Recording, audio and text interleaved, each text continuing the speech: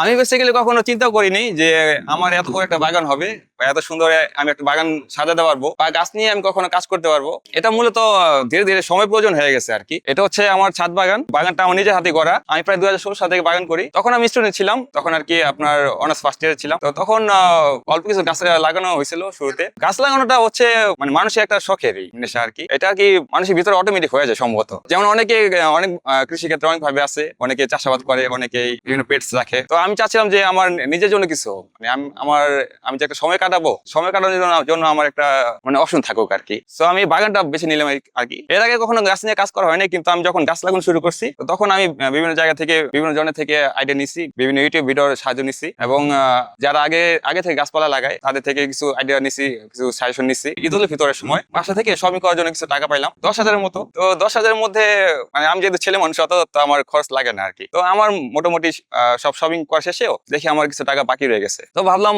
এই টাকাটা এখন কি করবো, মানে কি কাজে লাগাবো। তখন অনার্স ফার্স্ট ইয়ারে নতুন ভর্তি ছিল তখন আর কি। আমাদের বাসা তখন দোতলা ছিল, দোতলার নতুন ছাদ ঢালাই হয়েছে। তো ভাবলাম যেহেতু ছাদটা খালি আছে, তারপর আমি ভাবলাম যে তাহলে এটাকে কিছু কাজে লাগে, এই স্পেসটা মানে কোনোভাবে কাজে লাগাই। একটা নার্সারিতে গেলাম ঘুরতে। তো নার্সারিতে ঘুরতে গিয়ে কয়েকটা গাছ পছন্দ হলো, ওইটাই আমার বাজেটের মধ্যে ছিল আগে। তখন আমার বাজেট অনুযায়ী আমি প্রায় 4-5টা বন্ধ গাছ নিয়ে আসলাম। তো আমি গাছগুলো যে নিয়ে আসলাম, আমি যে কিভাবে লাগাবো বা কিভাবে কি করবো বা কিভাবে যত্ন নেবো তখন কিছু জানতাম না। তো গাছগুলো নিয়ে আসলাম।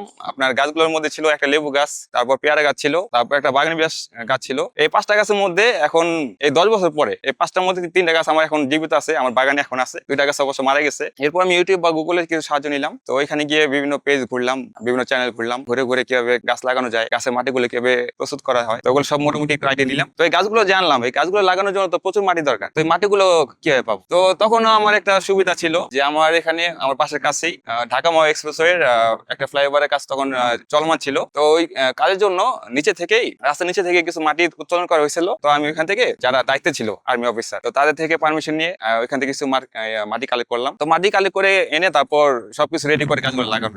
আমার বাসায় যারা বাচ্চা কাচ্চা আছে, আমার ফ্যামিলির যারা, তো সবাই দেখলাম যে গাছপালা নিয়ে সবাই একটু আগ্রহ দেখা যাচ্ছে আর কি। গাছপালা সবাই পছন্দ করতেছে। তো সেখান থেকে আমি আরেকটু আগ্রহ পাইলাম যে সবাই যেহেতু পছন্দ করতেছে এখানে তো কোনো সমস্যা নাই। তো ভাবলাম যে আর কিছু গাছ তাহলে কালেক্ট করি, দেখি পারি কিনা। তো এই চিন্তা করে আবার নার্সারিতে গেলাম, আবার কিছু গাছ নিয়ে আসলাম।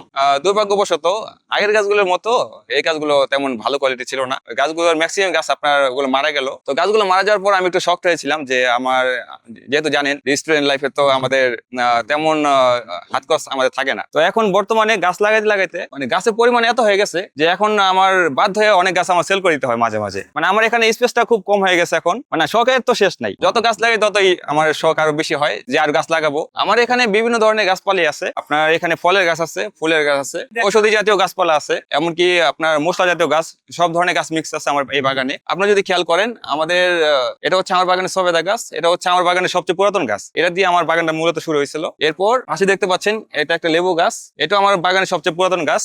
আর এই পাশে কিছু বাগান বিলাস আছে, কয়েকটা ভ্যারাইটি আছে বাগান বিলাসের এখানে। আবার যদি আমি এই পাশে আসি, এই পাশে কিছু মালবেরি গাছ আছে। মালবেরিটা হচ্ছে মূলত আমরা অনেক তুত ফল নামে চিনি। এটা এক সময় রেশম সুতা তৈরির জন্য ব্যবহার করা হতো এই গাছটা। 2020-এর লকডাউনে বসে বসে থেকে তখন ভাবছিলাম যে কি করব। তখন তো লকডাউনে হয় বাসায়, তখন আমি আমার শখের বসে এমনিতেই জাস্ট ফেসবুকে একটা পেজ খুলি আমার নিজের নামে, নিনাজ হাসান বাংলাদেশি গার্ডেনার। তো ওই পেজের মধ্যে আমি যখন ফ্রি থাকতাম তো দেখা যেত যে বাগানের গাছপালার ছবি বা ফুল ফলের ছবি তুলে এটা পোস্ট করতাম। তো ধীরে ধীরে যখন আমার পেজে কিছু ফলোয়ার হইলো, তো ওনারা অনেক সময় মাঝে মাঝে কমেন্ট করতো, অনেকে জানে তো মেসেজ করে যে ভাই আপনার গাছগুলো তো অনেক ভালো কোয়ালিটির বা ফলগুলো খুব ভালো, তো আমাকে কি কিছু গাছ এখানে কলম করে দেওয়া যায় কিনা বা গিফট দেওয়া যায় কিনা। তো ভাবলাম এগুলো যেহেতু আমি অনেক সময় কেটে ফেলে দিই, গাছপালা যেহেতু প্রুনিং করতে হয়, কেটে ছোটখাটো করে রাখতে হয়। তো শুরুতে এরকম কিছু কলম করা শিখলাম, কলম করা শিখে গাছপালা তৈরি করা শুরু করলাম কিছু। তো গাছপালা বানিয়ে তারপর অনেকে গিফট করতাম। তো গিফট করতে করতে তারপর দেখলাম যে একটা সময় এসে মানুষের ডিমান্ড অনেক বেড়ে গেল আর কি। তো আল্লাহর রহমতে আমার এই ছোট বাগান থেকেই, আমার এই অল্প কয়েকটা গাছ থেকেই পুরো বাংলাদেশের 64টা জেলায় আমার এখন আলহামদুলিল্লাহ সব জায়গায় আমার গাছপালা আছে। প্রায় প্রতিটা থানায় প্রতিটা অঞ্চলে আমার গাছপালা আছে আমার এই বাগানের।